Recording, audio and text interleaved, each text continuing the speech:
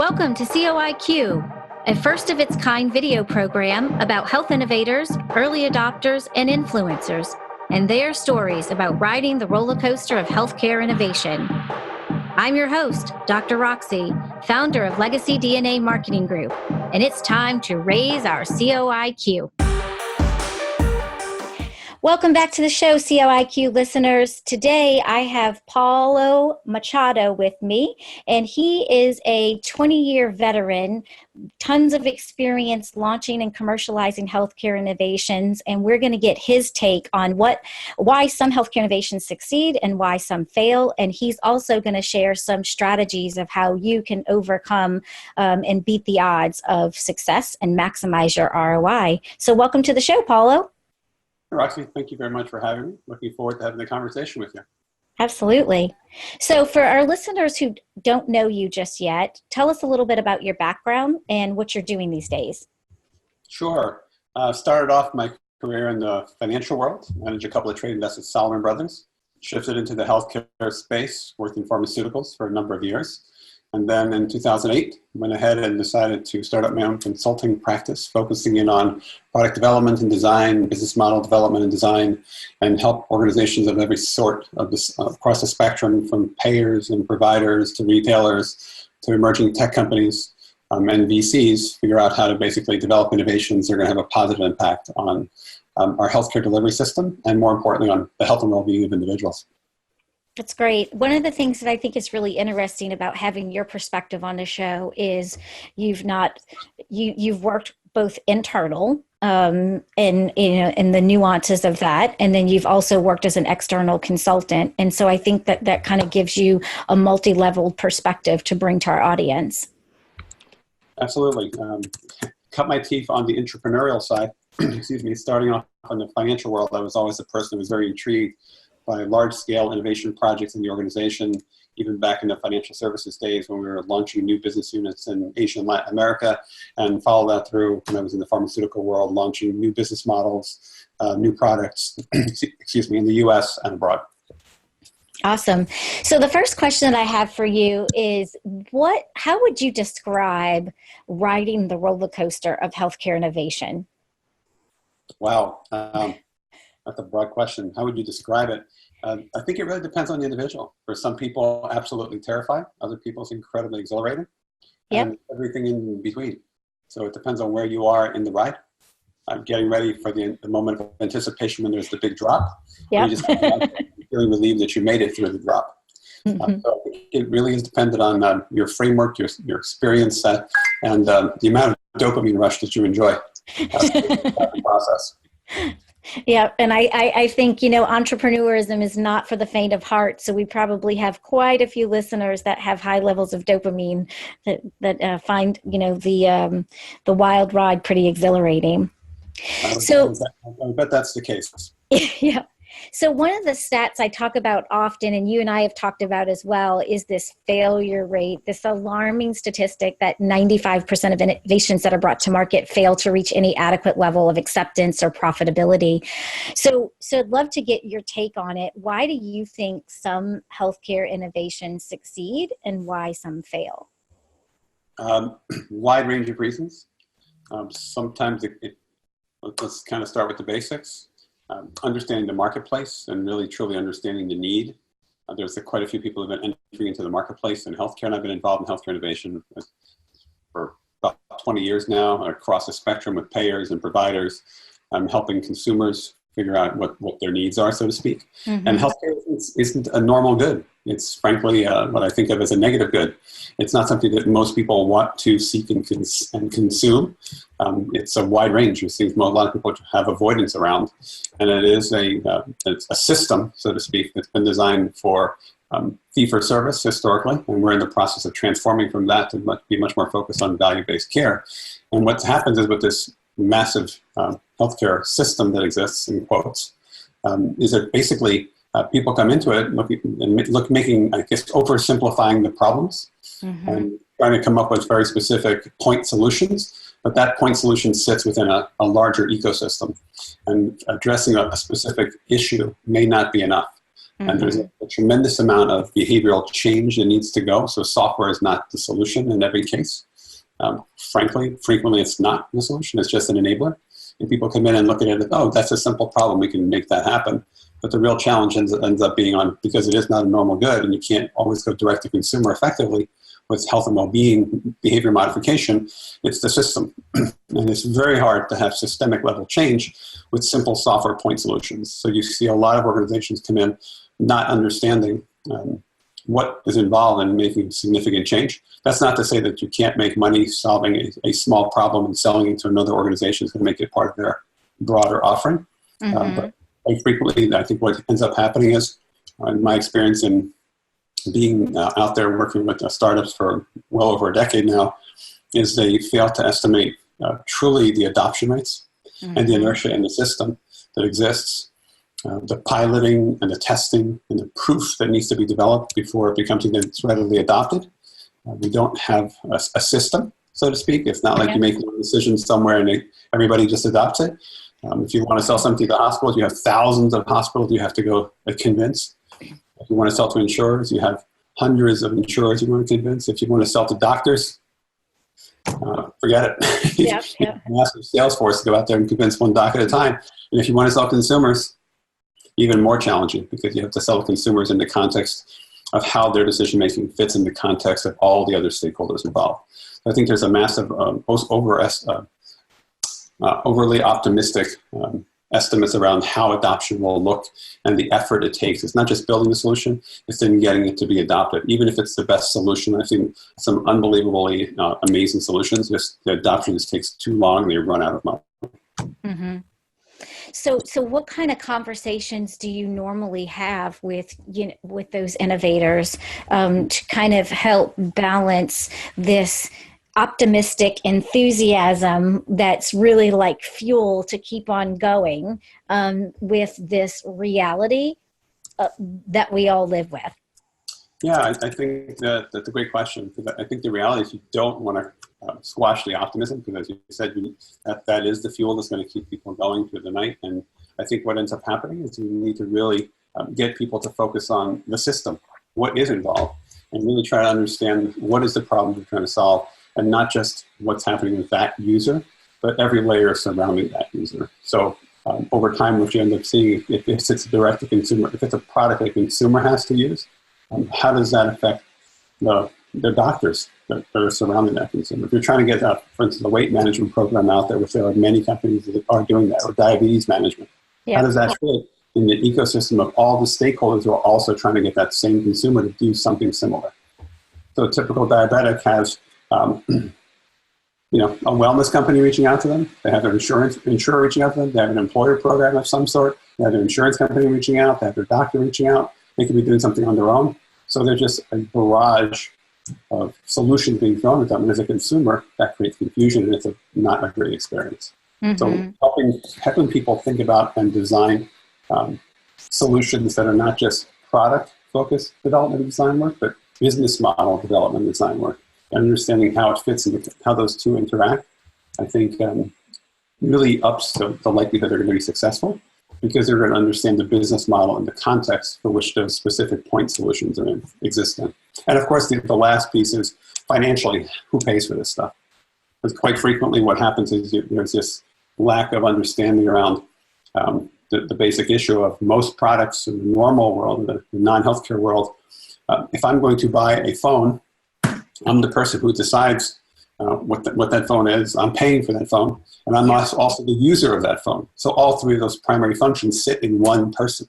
And frequently in healthcare, those three decision points, those three roles exist in different stakeholders with misaligned financial incentives. So understanding who's going to pay for it, who's going to decide what gets used, and who's actually going to use it are three very different issues that need to be addressed. And you have to think about that when you're doing the product design and figuring out how the cash flows through the system. So it's not just the user experience, but it's the financial flows, it's the operational flows, who has to touch it, and it's the information flows, who has to be aware of what's happening.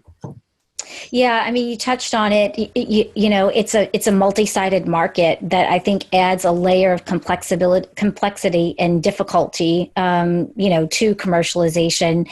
And I find, like you, that this is something that healthcare innovators really struggle with. Is even just looking at a business model canvas and really mapping that successfully with all market sides of the equation, taken into consideration.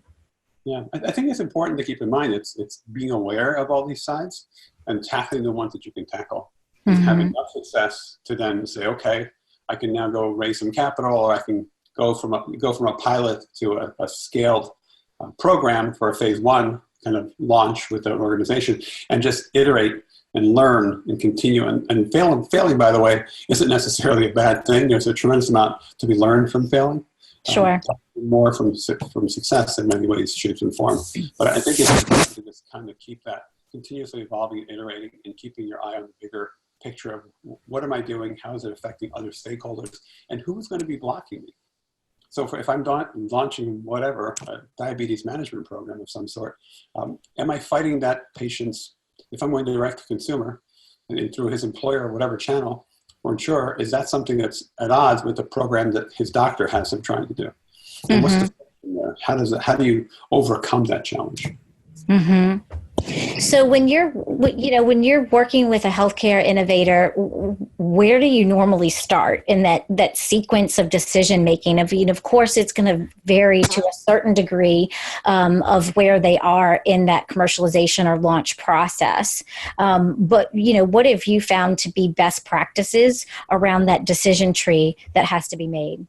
Yeah, I think it's great question. And typically, I refer back to the business model canvas and value prop canvas, and kind of walk them through what is their understanding of what they're actually trying to solve for, and do they understand what's happening at the market level? Do they understand the value proposition that's involved at the various stakeholder levels, and see where they may be missing something, and not considering that there's some, maybe they're not considering where the money's coming from, or how difficult it will be to get somebody who pays for something to buy in, not just a consumer to use. If the consumer wants to use and the payer doesn't want to pay, you're going to have a problem, right? We've seen those happen frequently in the marketplace. That all being said, what's fascinating now, that I've been doing this for a very long time, is the market's evolved tremendously. It's become much more mature about its self-awareness. And you talk to these organizations that have these various roles of providing care or paying for care, and the convergence of those two. You're seeing a lot more payviders out in the marketplace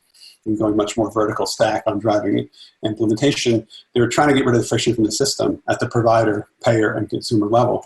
And you're seeing much more maturity in terms of how these organizations are thinking about the problem more holistically. But they'll admit to you that our processes, because of issues of safety and security of data, and really being focused on a quality product that's behind their brand. Because remember, these are large organizations and they have brands, and they just can't necessarily shoot from the hip and not worry about failing, because they have to worry about failing. It affects their brand. They're cautious, and they'll tell you it'll take 3, 6 months, 9 months, a year and a half before a program can get to a point of scaling. Just going through all of the hurdles they put there for good reasons. But typically, you need a large war chest. This is where and the maturation, by the way, also, I'm thinking about the investor community.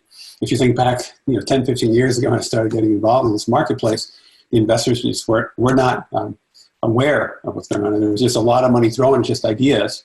And then they realized, wait a minute, this is like it's taking 2 years until we get any kind of revenue out of this. What happened? It's a tech play, right? How come it's not flipping me at 20x in 18 months? Right. Revenue in 18 months, huh? What happened? But I think that has changed dramatically. The majority of investors I engage with are very aware of what's happening in the market. They understand the hurdles.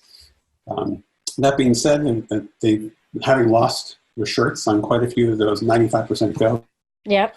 There's quite a bit more what I'll call risk intolerance. There's looking for much more evidence that things are working before they throw money behind it, and there's less true risk capital in the marketplace. So it's interesting to watch the dichotomy and the evolution and maturity of the market. Yeah, and of course, depending on what type of innovation you're bringing to market, you could be talking about a clinical trial, you could be talking about, some pilot studies. We've talked about this before, this whole idea of death by pilot and kind of getting stuck in pilot purgatory. When you're working with innovators, kind of share some insights with our audience of, what do they need to look for or to be mindful of when they are first negotiating that pilot agreement to make sure that they get the success or the results that they're looking for at the end. Yeah. So that's an unbelievably important series of decisions that need to be made. And frankly, choosing the wrong pilots, it really depends on how desperate you are and what your war chest and run rate looks like, of course. Yeah. But if you have some time, picking the right first pilot or two are absolutely essential. And frequently you'll find people just don't think through what it's going to take and what the hurdles will be to get those first couple pilots up and running. They'll just do any pilot, and that first pilot literally will crush them. They won't be able to do anything else, and they'll go under trying to get one pilot done. So having the right pilot partners for the first is absolutely critical, and just asking the right questions around alignment of expectations, timing, resources, roles, communications, cash that's involved. Frequently you'll see multi-billion-dollar organizations want to do a pilot with a tiny company, and they're basically saying, I don't want to pay anything. That's really painful for an organization that has very limited capital to not at least have their costs covered. In a situation like that. And it's also a proof point to investors, and these guys aren't even willing to pay for a pilot, much less a scale. So it just becomes challenging. So I'm going through a checklist of questions and having very open communications. I'm also very into creating a significant alignment around the fact that where you are in your life cycle with the product. Are you in co-creation mode and you're looking for the high stakes gamblers and people who will thrive and want to do that co-creation with you, and that's part of their ethos? Or are they an organization that only does pilots and they're later adopters? They're not really running a pilot, they're running a first stage of something that's already proven. So really a feel-good program. Absolutely. And that's okay. You want to, it's a different kind of pilot. It's not a co-creation pilot. In that case, it's just kicking the tires between that organization that's risk averse and the specifics that I may need to, the minutia within my program I may need to fine tune to fit your organization. That's more of a customization of onboarding a program versus a pilot. A true pilot in my mind is when you're not sure what the results are. You have a hypothesis you want to test. You found somebody who wants to test it with you and they're literally going to learn from this with you, and they're in for that. So understanding what it is that we're actually doing together in a true pilot is critical. If you're just basically saying, hey, I've now proven this, I've got white papers and everything else, I want to do a pilot, I don't think of that as a pilot, right? In that case, all you're doing is customizing the program before you go full launch. Yep, absolutely. One of the things kind of, taping off of what you said was that, a lot of times health innovators think that, I'll just use Cleveland Clinic, for example. Cleveland Clinic said yes to my pilot. Like that's like the holy grail. And I think that sometimes, it seems as though that might be the right pilot because of the brand recognition. It kind of gives you some kudos that you might be able to put on your website and, your pitch deck and whatnot. But, in the conversations that I've had and in my experience, that can actually be a death sentence. And it's not Cleveland Clinic per se, but it's more of, some of the more prominent, bigger organizations that can be just a real resource drain, kind of like you described. And I might have more success with some of the smaller no-name entities. What are your thoughts about that? Yeah, I clearly branding matters. If you're going to go out and throw some of the big brands that are out there in the healthcare system, in the healthcare world, and say we did a pilot with XYZ and somehow you survived the gauntlet of getting it done with it. Right. Everybody knows what that means. That doesn't mean you can't hit a lot of singles and doubles with organizations that have a higher risk tolerance and appetite and frankly can move a lot faster, and they're more focused on co-creation with you. Not that the large organizations can't have that co-creation mindset. It just takes a lot longer typically, in my experience, to go from, we had the first conversation, so we get a result that's then marketable somewhere else. And working with those organizations, frankly, they also are very savvy as it relates to, do I really want to launch this and get this to be in my competitor's hands? And it brings up more complexity in the design of the pilots, exclusivity and things of that sort start to get kicked into the conversations, Sure. which again, it can be very enticing for somebody who's coming out of the gate when they hear a big brand say, hey, would you consider being exclusive with me? Not thinking, okay, well, what does that really mean from a pragmatic? And by the way, a lot of this is just not really relevant if you're talking about people who've been around the block and built organizations and experienced this themselves. They're coming back for a second or third tour of duty. In that case, basically startups in healthcare is like mainlining crack for these people. Right. They're addicted to it and they can't stop, even though it's an incredibly painful process, because there are a lot of rewards. You're helping people, right? And it makes a big difference. And that's what I find is incredibly rewarding for innovation in healthcare. You're seeing a much larger influx of people into healthcare than, say, 10, 12 years ago into the innovative side and building organizations up from scratch that were not in healthcare before. And they didn't have purpose behind the innovation they had before. So what you find in healthcare is people come in and they talk to me about, this is so different than my old job. My old job, I was doing X, Y, Z, and I went home and it didn't really matter.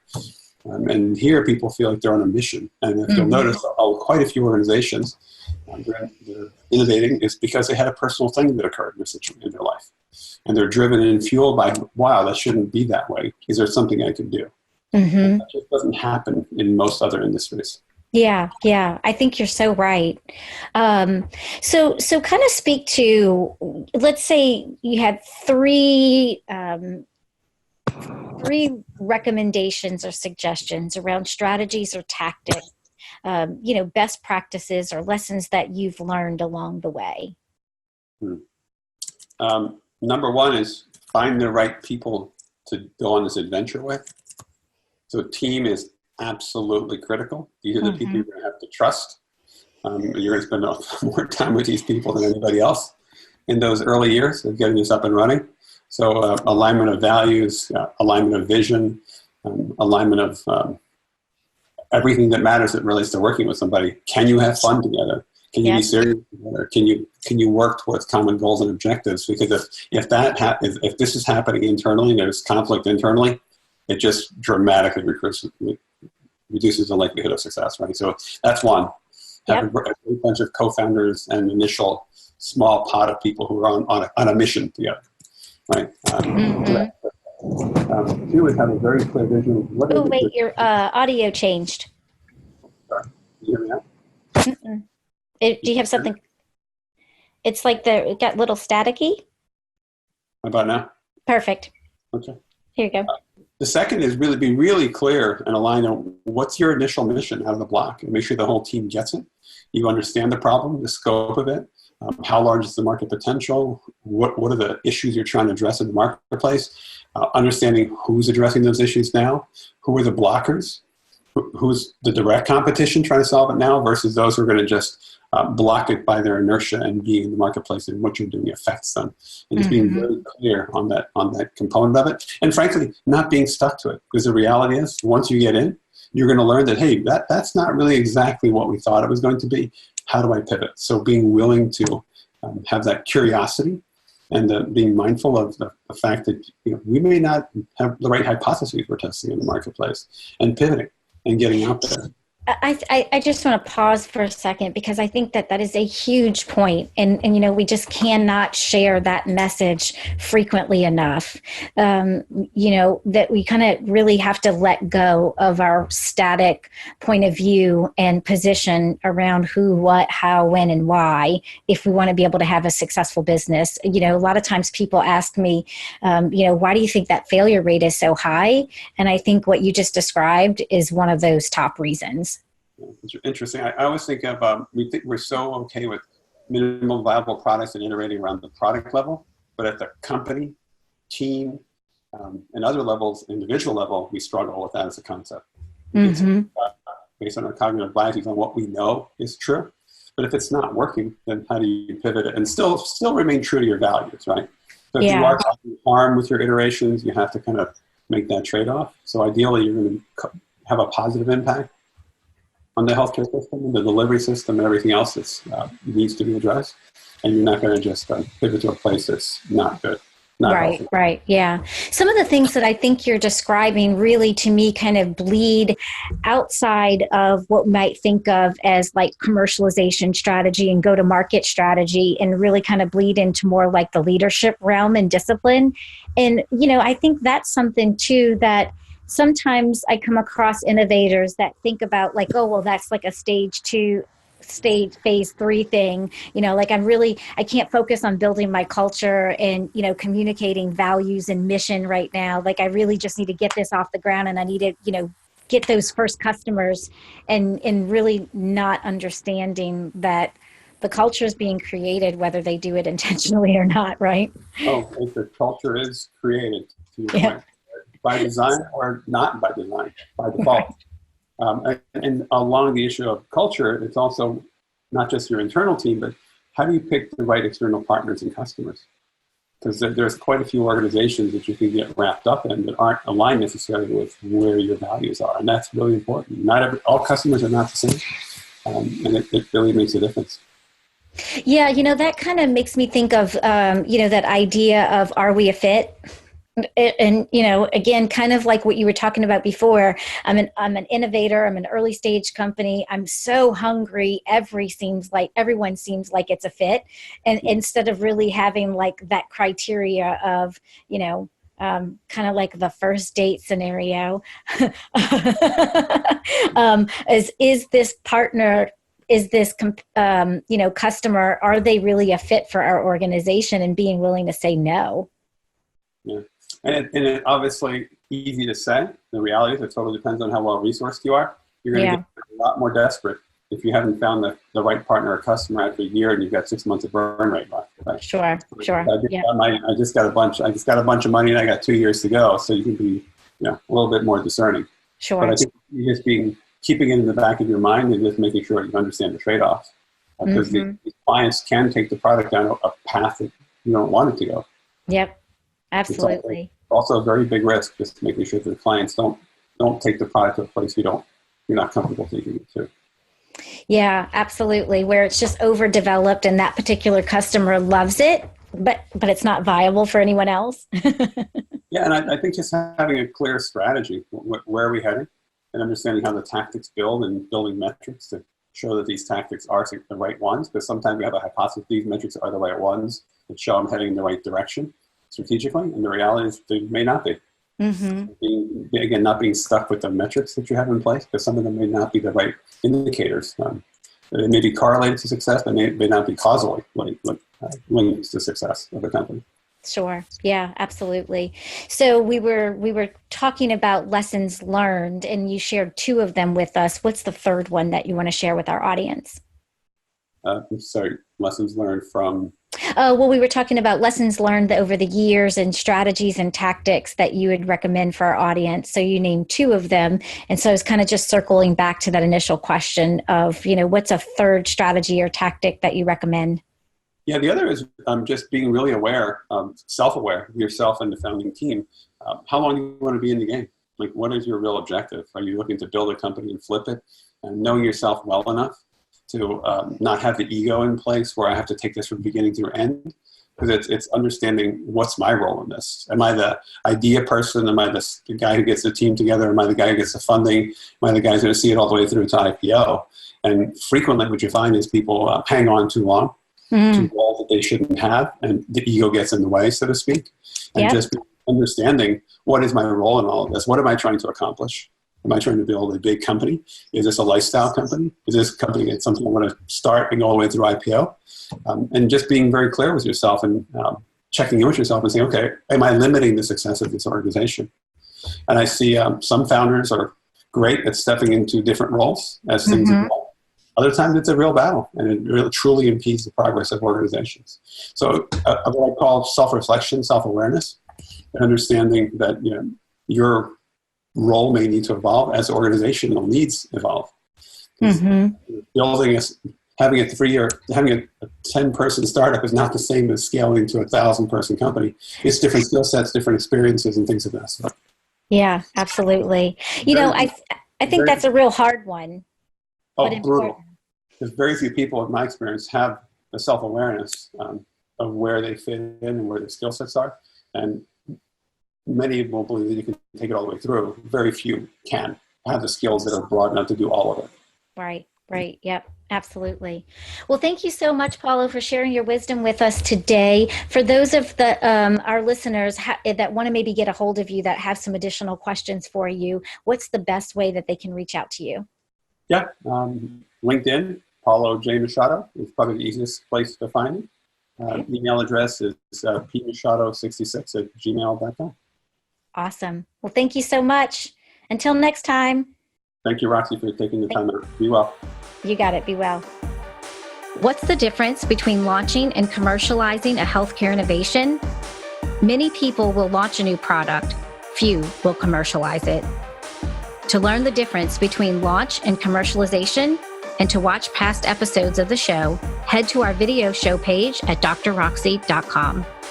Thanks so much for watching and listening to the show. You can subscribe to the latest episodes on your favorite podcast app, like Apple Podcasts and Spotify, or subscribe to the video episodes on our YouTube channel. No matter the platform, just search CoI'Q with Dr. Roxie. Until next time, let's raise our CoI'Q.